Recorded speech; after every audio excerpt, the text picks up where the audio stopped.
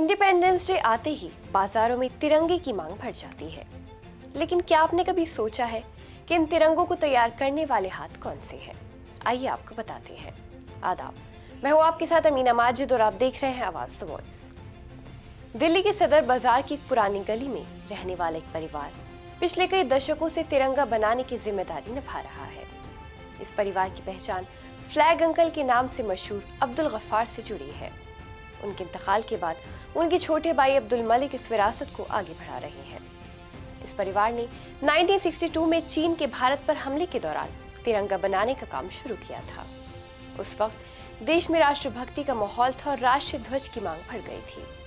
जो काम देश की जरूरत पूरी करने के लिए शुरू हुआ, वो धीरे धीरे परिवार की पहचान बन गया। आज इस काम को 3 पीढ़ियां आगे बढ़ा रही हैं। अब्दुल गफ्फार को सदर बाजार में लोग प्यार से फ्लैग अंकल कहते थे। वो वर्षों तक तिरंगा तैयार करके देश के अलग अलग हिस्सों में भेजते रहे।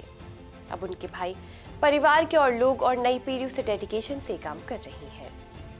तिरंगा तैयार करना आसान काम नहीं है। पहले इसको बनाया जाता है, फिर इसमें झंडे की क्वालिटी चेक होती है और पैकिंग करके सप्लाई के लिए भेजा जाता है। हर घर तिरंगा अभियान के दौरान इस परिवार पर काम का दबाव काफी बढ़ गया था।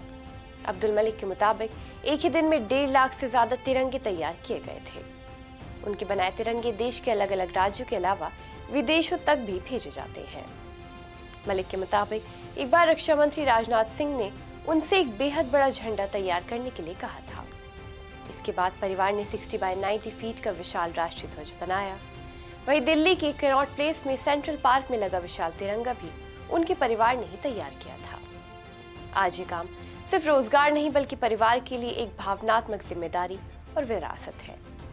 जब 15 अगस्त को तिरंगा शान से लहराता है तो उसके पीछे अब्दुल गफ्फार और उनके परिवार जैसे अनगिनत मेहनतकश हाथों की कहानी होती है।